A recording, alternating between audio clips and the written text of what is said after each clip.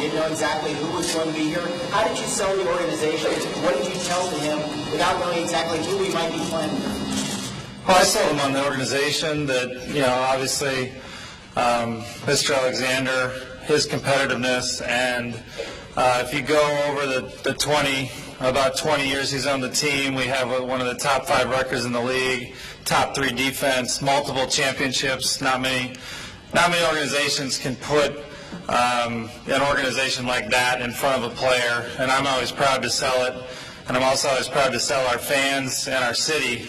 I think it's potentially still underrated on the national scene, but this organization is one that has consistently won and consistently always tried to strive for a championship, and I think that was the main selling point. Jeremy, mindset. Talk about the mindset that you have to balance the things that you've been facing with, the adversity, the different things in the media. What type of mindset must a young athlete have to endure all the things you do? I think the biggest thing is to know what I'm playing for, and to just stay consistent and not change anything. I've always tried to play for God, and that's all that I'm worried about. And in terms of, from here on forward, it's really just staying focused and understanding that, we have big challenges ahead of us as a team, and, I need to get better. And looking back at last season, there's a lot of areas where I can improve as a player. And so, going into this off season, what I'm focusing on is how I can improve, how I can become better, and how I can help this team. Jeremy, how is your knee now a couple of months into the offseason, and what's your take on some of the differing reports about how the Knicks felt about you not trying to play in the playoffs, and how did you come to that decision not to try to test it?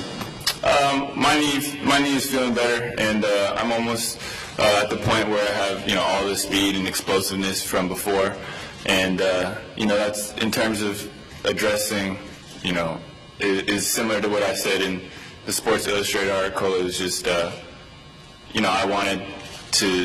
obviously wanted to play, and just understanding from a physical standpoint, not being able to touch the rim is a big sign of where I'm at, and different things like that. And just having the vets around me kind of like walk me through it, like, okay, how are you feeling? You can't do this, and just to me mentally, I was like, I'm ready, I'm good, I should go. But it's obviously something that I wanted to do but wasn't able to.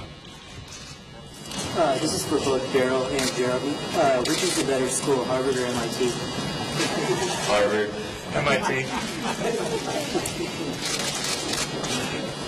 That's not a fair question. The question should be Northwestern or Harvard. That's what the Northwestern did, right? Quick question here, and then Jeremy, I'll go ahead and ask both of them. Jeremy took off from New York last year. Did you have to resist the temptation to shoot anybody out, not making a decision on here and you? And Jeremy, you talk a little bit about that night in Houston, that night, Christmas Eve, if I'm not mistaken. Your thoughts, what you did? I mean, just to put it in context of what's going on here. Yeah, I mean, that was an emotional time. It was around Christmas, but at that time I had really wanted to stay, and I had been here, and I was comfortable with the sets, and been through the training camp. But everything happens for a reason, and I'm very excited that they were committed to bringing me back, and I'm excited to be back. It's always difficult when you've obviously made an error, and we made an error by letting him go, and I think we've rectified it now. Wes, in your article with Jonathan Fagan yesterday, that interview, you said you and Daryl are still in pursuit of the big one. If that doesn't happen, would you be content that Jeremy, Chandler, and Montinas, the young draft picks, and just going forward there and then see what happens around the trading deadline? I think it's stupid to be content. I don't think you should ever be content. So we're always trying to do better at all times. If Darryl was the kind of guy who was content, he wouldn't be here. So that's how we always look at things. Well, you guys, this organization has dealt with this, has been in this situation 10 years ago and for many of the years since. Can you describe what value there is in that, what advantages maybe towards the organization, but also to the basketball side that might come with this kind of spotlight as you've had before? Well, I think the spotlight's important. I think we're going to be probably on national TV now because of Jeremy, and I think free agents want to be on teams that are in the national spotlight. So I think from a basketball standpoint, it will really improve our negotiations with many, many free agents.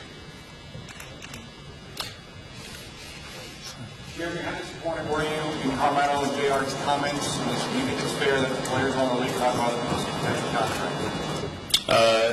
I love Carmelo and JR, and I've never had any issues with them. And you know, I don't know. I just know my relationship with them, and they've been very supportive, and they were great teammates last year, and you know, that's kind of it. This question's to Bill.